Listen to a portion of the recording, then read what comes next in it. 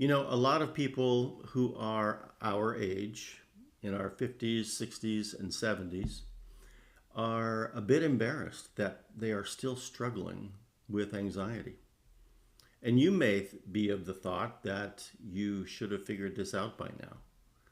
And like me, you may have spent 30, 40, or in my case, even 50 years of trying to outrun it, to manage it, to hide it, to explain it, all to no avail. And if you're anything like me again, you're absolutely exhausted by the process. Well, there are a few things I want to cover in this video, and we're going to make 5 main points. The first one is that anxiety changes as we age. For a long time, I suffered from panic episodes. Sometimes they're called panic attacks. The last one that I had was on a commuter train coming out of San Francisco, going to San Jose, California. It was terrible. I thought I was going to pass out. I was hyperventilating. I was profusely sweating.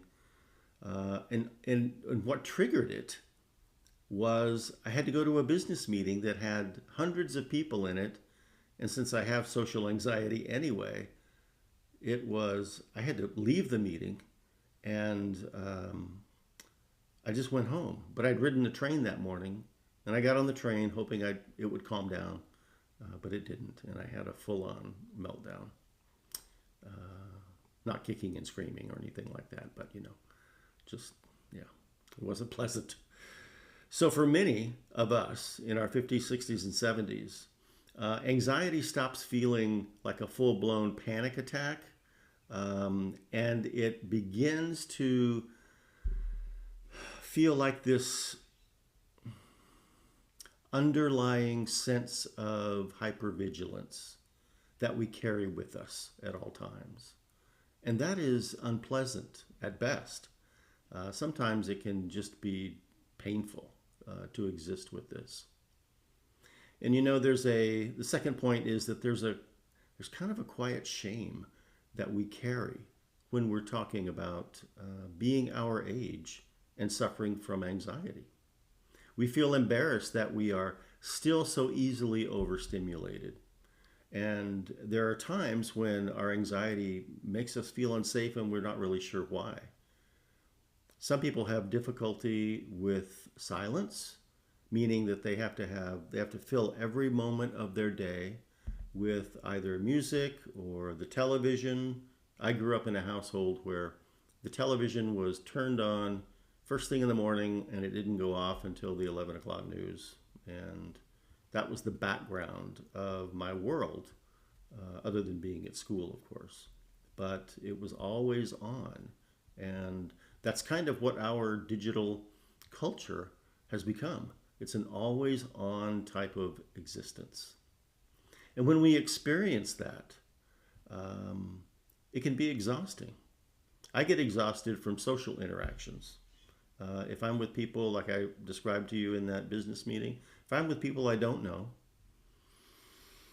in like a social party setting, I always say that my brain is getting full because it feels like I am soaking up so much energy into my brain. It has nowhere else to go.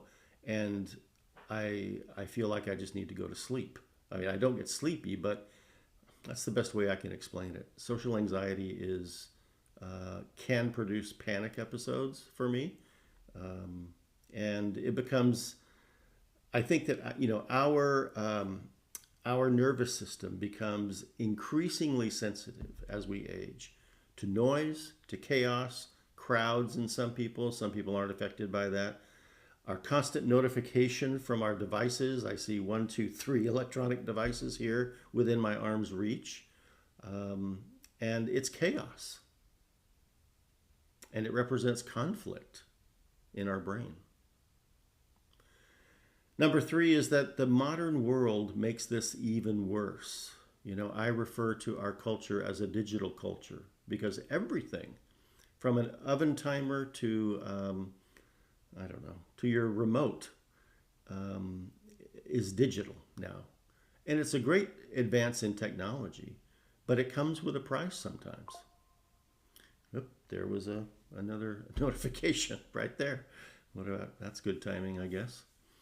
But, sometimes we believe that other people aren't affected by this. We have a tendency to feel like we are alone in this predicament, but we're not.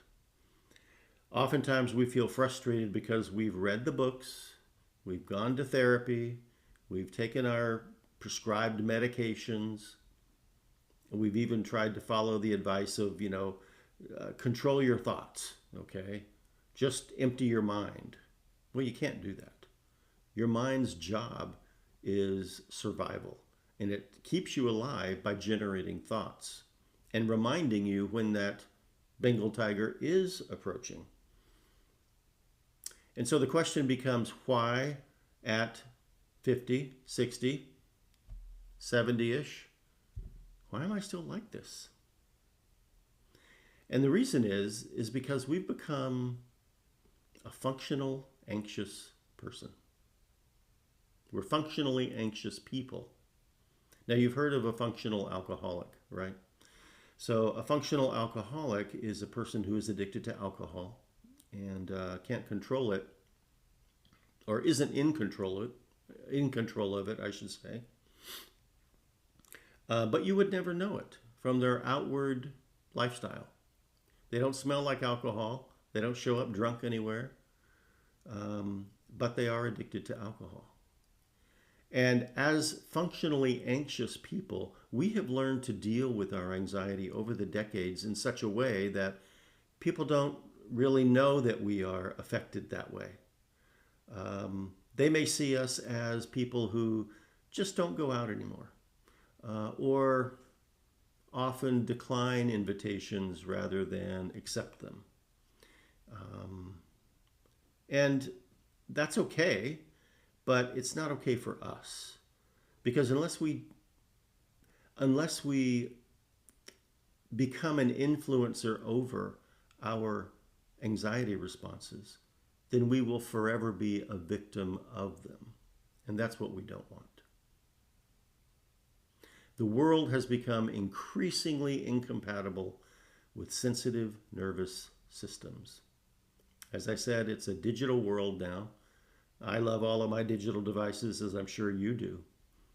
However, when you have a sensitive nervous system that is chronically overstimulated, then it only adds to the problem. And it becomes a problem to navigate sometimes, to navigate the world without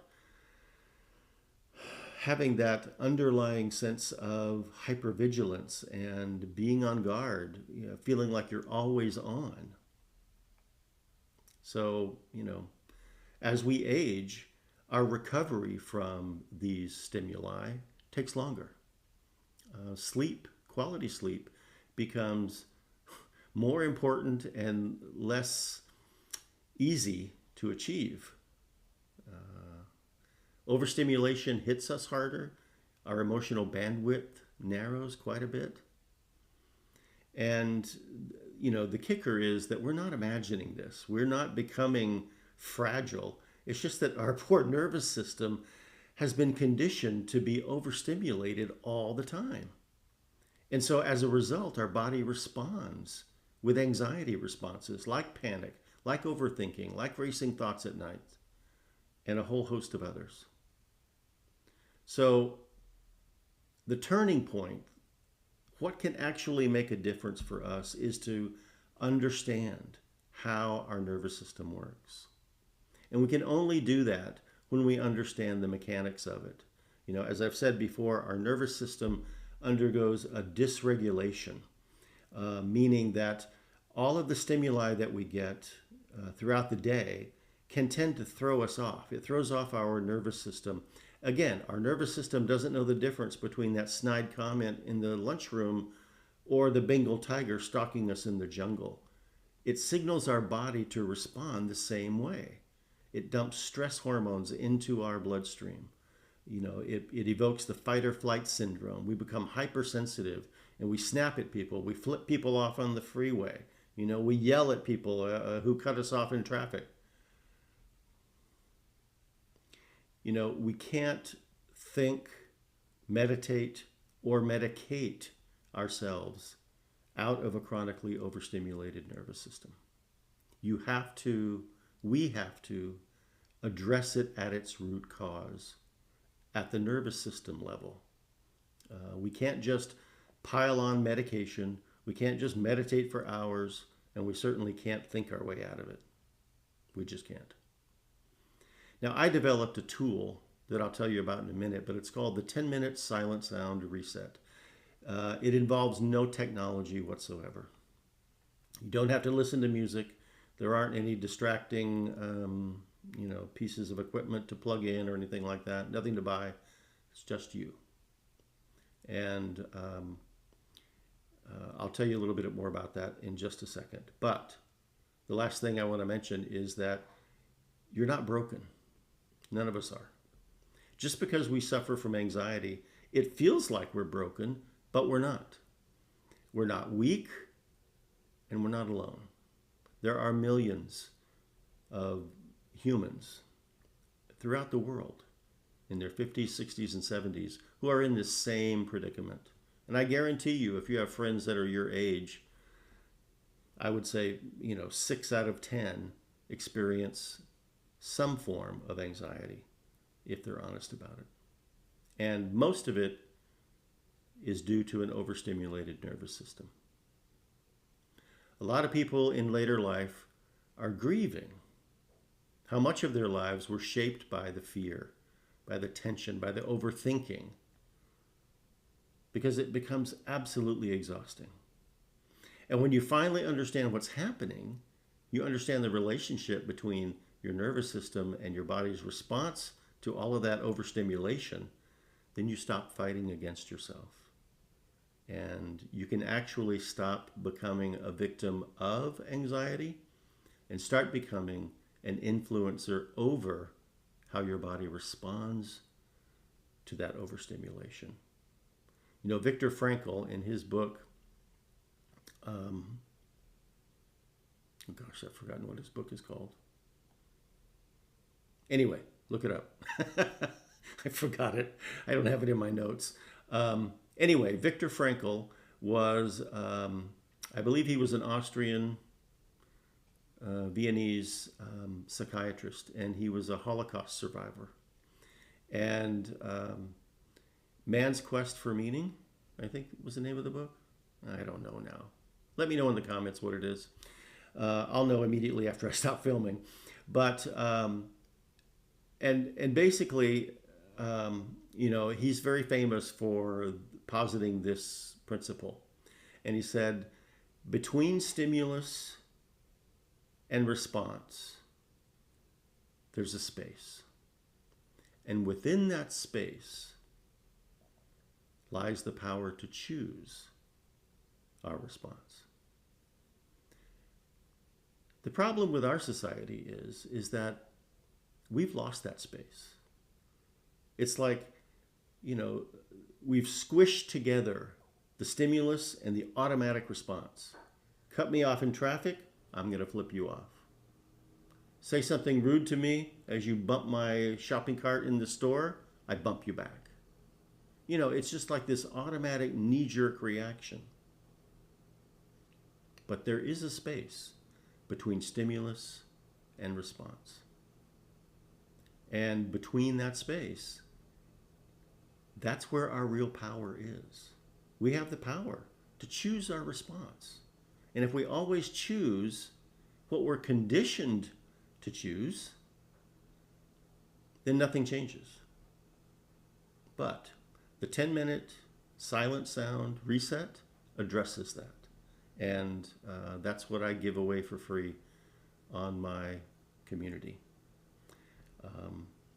It basically takes us from awareness to an action that we can take anywhere, at almost any time. And my community is called the Quieter Mind Reset. The link to this is in the description below this video. And so you're free to click there and check it out. It is specifically designed for folks that are 50 and older. I don't work with people who are younger than that because people younger than 50, they haven't really learned that there's no overnight fix for things yet. They're still looking for the get rich quick path or the, let's fix it now type of, there's no delayed gratification there. Okay. You spent 50 years, in my case, 50 years, being conditioned by my nervous system to respond a certain way with these anxiety responses. And believe me, I didn't decrease my symptoms by 70 to 80%. That's a rough guide that I estimate, rough estimate for me, using this practice overnight. It's taken me quite a while. But no matter how long it takes, if you never use a practice like this, then you're always going to be stuck. You're always going to be a victim of your anxiety instead of an influencer over it. So we tackle the long-term root cause of your anxiety, which is nervous system overstimulation. And how we work together there is that we have a small group environment. I also work one-on-one with folks who would prefer that. But it's a calm, practical, non-performative space. Nobody calls on you to do anything. There are a couple of options for self-paced activities. I do have a couple of, there's one cohort course that you could join if you wish. There's no hype, and there's no pretending that we're going to solve your problems overnight. And so I invite you to stop by. And when you join the community, it's absolutely free to join. You will, in the classroom section, one of the first things that I give you there in the Start Here course is this 10-minute silent sound reset. I demonstrate it to you in a video that's about 13 minutes or so. And you can watch that as many times as you wish. It's actually on YouTube also, and I give you the link to the YouTube video. It's not listed on my YouTube channel. It's unlisted. But for members of the community, they can access it anytime on YouTube as well. So you may not be able to erase every anxious thought, but you can absolutely create a quieter internal life. And that may have been a foreign concept for you for decades. But I'm here to tell you that it is possible. And I would love to work with you in order to help you reach that.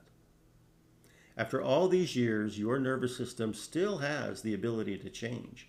Your brain is very plastic. Plastic meaning malleable, bendable, changeable. It's never too late to start working on your brain and to reverse some of this conditioning. It's both physiological and psychological conditioning. And we can begin to influence that with this 10-minute practice.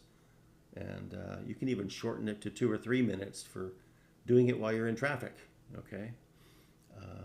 But you're never too old, too late, or too far gone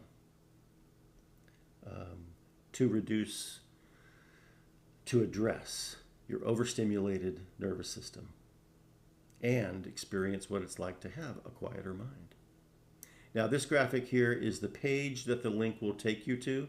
Some of the photos may have changed there in the bottom row, but you can click on each one and read those slides, etc. And then there's a longer page here that is pictured. But over here on the right, there's a Join Now button. All you have to do is click that. It'll take you to a screen where you just answer a couple of questions.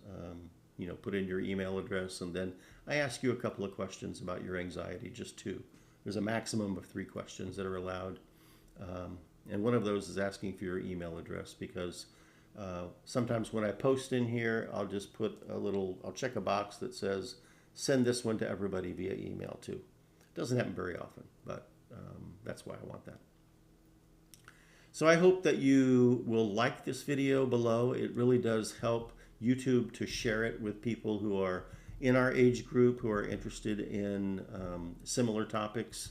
The more people that see this video, the more people I can help. And the more people who become aware just by watching this video, even if they never become a part of the community, just by watching this video, they will have a better understanding of why their body responds, to stressful situations with this anxiety that our body responds with overthinking, with racing thoughts. So if you'd like to receive future videos like this, then click the subscribe button. That's fine too. If not, anyway, I wish you well. And I hope that you do become a part of my community and that we can work together to help you create a quieter mind. I'll see you in the next video.